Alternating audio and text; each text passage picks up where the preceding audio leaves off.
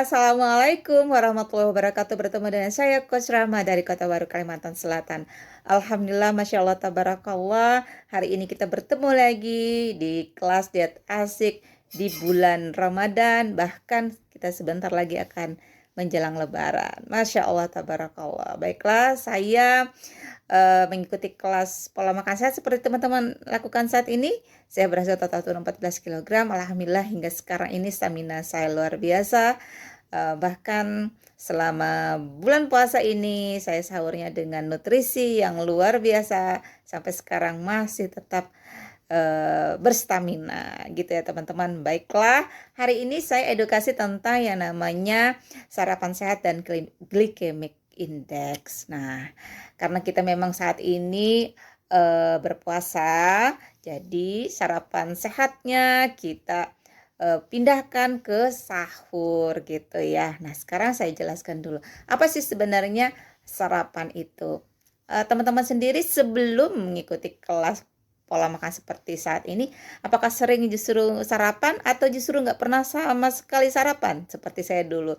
Jadi kalau saya dulu itu memang jarang sekali yang namanya sarapan. Saya anggap sarapan itu memang kadang-kadang butuh waktu gitu kan. Nah, ternyata semakin kita jarang sarapan atau tidak sarapan sama sekali justru mempercepat proses naik berat badan. Masya Allah, tabarakallah. Saya sendiri juga baru tahu teman-teman waktu saya memulai program.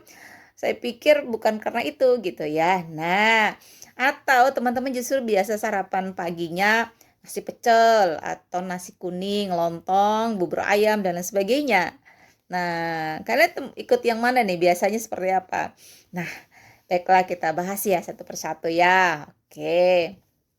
Nah, sarapan dengan makanan tinggi karbohidrat itu biasanya membuat kita itu cepat naik berat badan gitu kan, karena memang seperti nasi atau lontong dan sebagainya mengandung kalori yang tinggi gitu ya. Karbohidratnya pun lumayan sederhana gitu, karena sederhana. Selain itu juga mempercepat proses naik gula di dalam tubuh kita. Nah, selain itu kalau kita sarapan nasi atau lain sebagainya pada pagi hari, kita juga cepat capek, lesu, dan cepat mengantuk. Terus apalagi nih, kalau tidak sarapan bagaimana? Nah, kalau kita tidak sarapan justru 6 kali atau 12 kali mempercepat proses naik berat badan lagi teman-teman. Lebih bahaya lagi gitu kan. Justru dia lebih berbahaya daripada kita orang yang terbiasa sarapan. Jadi orang yang tidak pernah sarapan itu proses untuk percepatan untuk mengalami keluhan-keluhan penyakit itu akan dirasakan lebih dulu dibandingkan orang yang biasa sarapan pagi gitu ya. Nah, terus apalagi selain sarapan? Yang pertama tadi sarapan karbohidrat, yang kedua tidak pernah sarapan, yang ketiga adalah sarapan yang seperti kita lakukan saat ini. Nah, sebelum Ramadan ya. Nah, sarapan yang kita lakukan adalah sangat bagus sekali karena itu mengandung rendah kalori, rendah lemak, habis itu rendah gula dan tinggi protein teman-teman. Alhamdulillah, Masya Allah, tabarakallah. Nah, kalau kita melewatkan sarapan, itu akan menyebabkan berbagai macam keluhan. Pertama, menurutnya kemampuan kognitif kita gitu ya. Yang kedua adalah proses kegemukan akan cepat terjadi dan akan mempercepat proses penyakit diabetes. Selain itu apalagi gangguan jantung.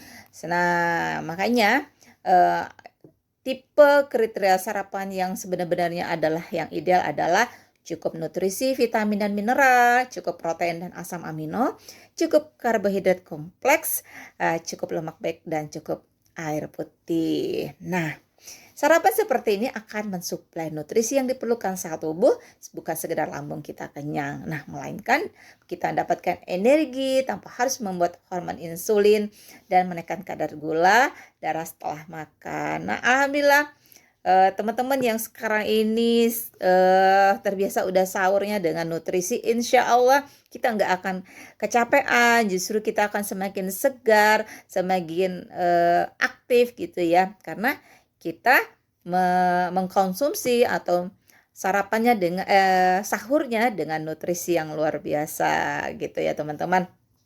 Nah, jadi sarapan seperti yang kita lakukan sebelumnya menghindarkan kita dari ketergantungan terhadap karbohidrat sederhana.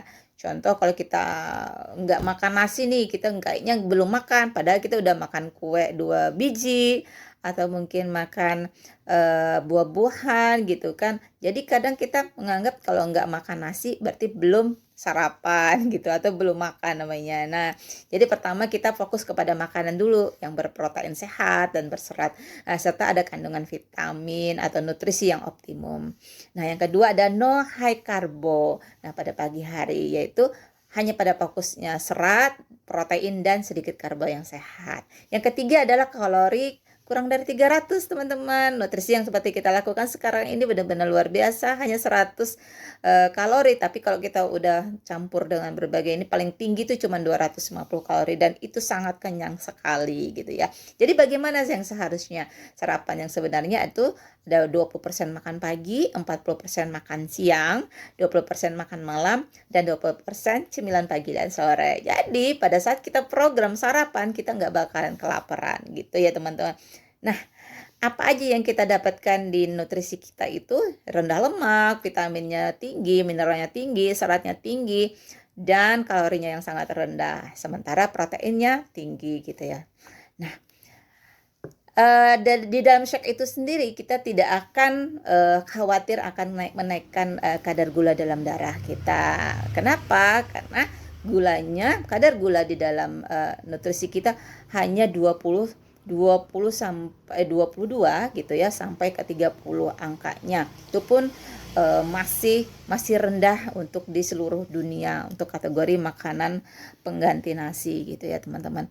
Nah, apa sih sebenarnya yang membedakan antara makanan-makanan yang lain dari seluruh yang kita konsumsi selama ini? Itu ada namanya glycemic index, atau dari setiap makanan itu ada yang namanya glycemic index, atau kadar gula dalam setiap makanan itu berbeda-beda tingkatannya. Jadi ada yang tinggi glycemic indexnya, ada yang sedang, dan ada yang rendah.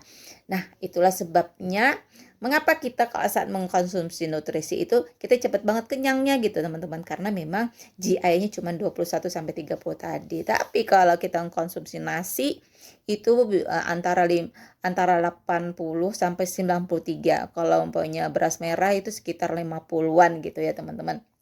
Jadi akhirnya nafsu makan kita jadi lebih terkontrol, gula darah kita pun akan berada di kadar normal gitu ya. Jadi sangat aman sekali untuk penderita diabetes gitu ya. Jadi kalau ada keluarga kita yang saat ini bermasalah dengan diabetes, disarankan sangat bagus sekali untuk mengkonsumsi nutrisi kita saat ini gitu ya.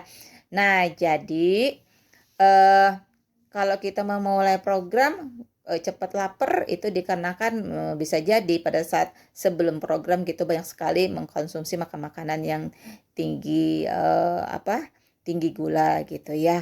Nah, jadi teman-teman nanti setiap makanan-makanan itu yang ada kadar gulanya itu ada yang tinggi, sedang, sama yang rendah itu akan dibagi lagi gitu ya. Jadi benar-benar kita pilih kadar gula yang rendah. Nah, termasuk shake, ada pisang gitu ya, ada juga beras merah, ada juga buah apel, tomat, dan lain sebagainya. Itu yang sangat kita rekomendasikan. Dan saat ini kan kita udah mendapatkan meal plan. Nah, dari meal plan itu sudah kita melihat hasilnya gitu ya, dan itu sudah benar-benar dirancang oleh teman-teman para coach gitu supaya bisa mendapatkan hasil maksimal dari teman-teman program gitu ya. Jadi pada saat kita sekarang ini lagi berpuasa, insya Allah no problem teman-teman, insya Allah kita akan mendapatkan kesehatan yang maksimal, pastinya turun berat badan, dan memang tujuannya tidak turun berat badan, insya Allah kita akan menua dengan sehat gitu ya. Jadi teman-teman, kesimpulan dari edukasi saya hari ini ada sarapan sehat itu sangat penting, dan itu menjadi 30% menunjang kesehatan di tubuh kita. Yang kedua adalah sarapan yang baik itu adalah bagaimana menjaga gula darah di level normal. Jadi sarapan sehat yang ideal adalah sarapan yang memenuhi nutrisi harian dan rendah glycemic index. Oke, itu dulu teman-teman. Kayaknya panjang sekali ya, tapi mudah-mudahan ini menjadi memudahkan teman-teman untuk programnya. Dan selamat berpuasa, tetap menjaga sehatnya, tetap menjaga makannya, sahurnya juga tetap jangan lupa nutrisinya dikonsumsi. Oke, itu dulu. Assalamualaikum warahmatullahi wabarakatuh.